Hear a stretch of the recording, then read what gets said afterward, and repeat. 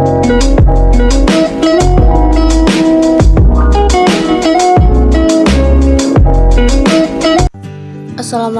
warahmatullahi wabarakatuh. Perkenalkan, nama saya Rahmania Yaspajara dengan nomor NPM 210146 dari kelas manajemen 4B. Di sini saya akan menjelaskan materi tentang kalkulasi biaya variabel dan evaluasi kinerja. Yang pertama ada pendahuluan, yaitu penentuan harga produk produksi yang konvensional adalah terdiri dari biaya bahan baku, biaya tenaga kerja, dan biaya overhead pabrik, baik yang bersifat tetap maupun bersifat variabel. Konsep harga pokok produksi tersebut tidak selalu dapat menghasilkan informasi akuntansi yang relevan dengan kebutuhan manajemen. Oleh karena itu, timbul konsep lain yang tidak memperhitungkan semua biaya produksi sebagai komponen harga pokok produk. Metode penentuan harga pokok tersebut disebut variable costing.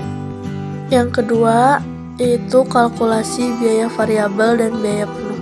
Adanya perbedaan perlakuan terhadap biaya overhead pabrik tetap ini akan mempunyai akibat pada perhitungan harga pokok produksi dan penyajian laporan laba rugi. Dua pendekatan dalam penentuan harga pokok produksi yaitu yang pertama yaitu kalkulasi biaya absorpsi atau full costing atau absorpsi costing. Dalam metode full costing, biaya overhead pabrik tetap dibebankan kepada produk yang diproduksi atas dasar tarif yang ditentukan di muka pada kapasitas normal atau atas dasar biaya overhead pabrik sesungguhnya. Penentuan ini lebih menitikberatkan pada segi fungsi-fungsi pokok yang ada pada perusahaan, misalnya fungsi penjualan, produksi, personalia, dan administrasi. Yang kedua yaitu metode penentuan biaya variabel atau variable costing. Membebankan hanya biaya variabel ke produk, biaya overhead pabrik tetap diperlukan sebagai biaya periode atau periode cost dan tidak diperhitungkan dalam kalkulasi harga pokok produk. Perbedaan dapat ditunjukkan pada tabel di bawah ini. Yang pertama ada full costing, yaitu biaya produksi tetap dan variabel yang dibebankan ke produk. Yang kedua lebih menekankan pada segi fungsi-fungsi pokok yang ada pada perusahaan. Yang ketiga FOH tetap diakui sebagai biaya apabila produk terjual. Yang keempat period cost adalah selain biaya produksi. Selanjutnya yaitu variable costing. Yang pertama hanya biaya produksi variabel yang dibebankan ke produk. Yang kedua lebih menekankan dari segi perilaku biaya. Yang ketiga FOH diakui sebagai period cost selama perusahaan belum full capacity. Yang keempat semua biaya tetap diakui sebagai period cost. Selanjutnya yaitu penyajian laporan laba rugi menurut kalkulasi biaya variabel dan biaya penuh. Laporan laba rugi yang disusun dengan metode variable costing lebih menitikberatkan pada penyajian unsur-unsur biaya menurut hubungan biaya dengan perilaku biaya. Di sini ada kelemahannya metode variable costing. Yang pertama, dalam praktik, seringkali perusahaan mengalami kesulitan memisahkan biaya tetap dan variabel.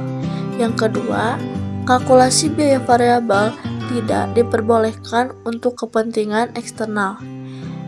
Selanjutnya yaitu keunggulan metode variable costing.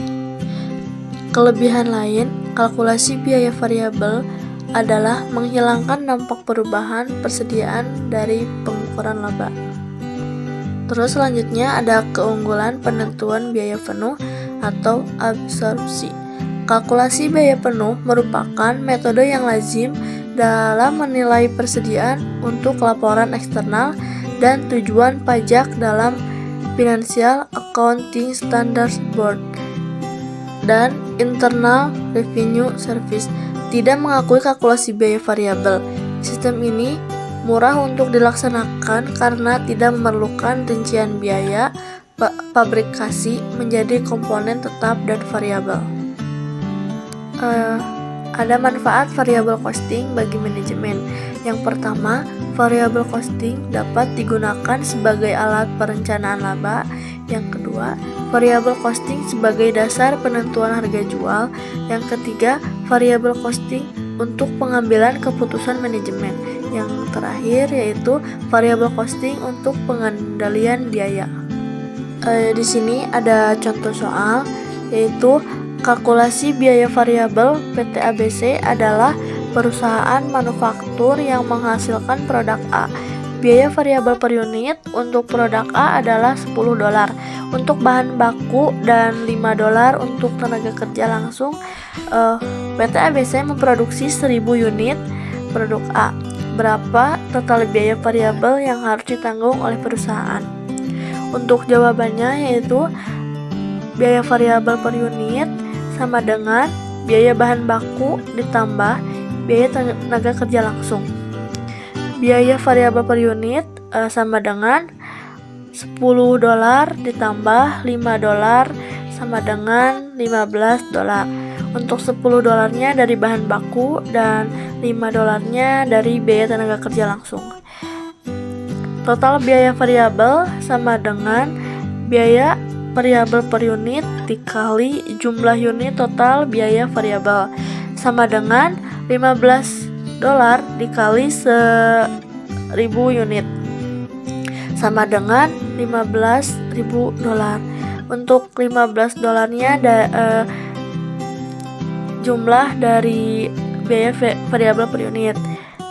Dan untuk 1000 unit itu tercantum di soal, yaitu PT ABC memproduksi 1000 unit produk A. Jadi total biaya variabel yang harus diisi oleh perusahaan adalah sebesar $15.000. Mungkin dicukupkan sekian pemaparan materi dari saya. Mohon maaf jika ada kesalahan dan kekurangan. Terima kasih. Assalamualaikum warahmatullahi wabarakatuh.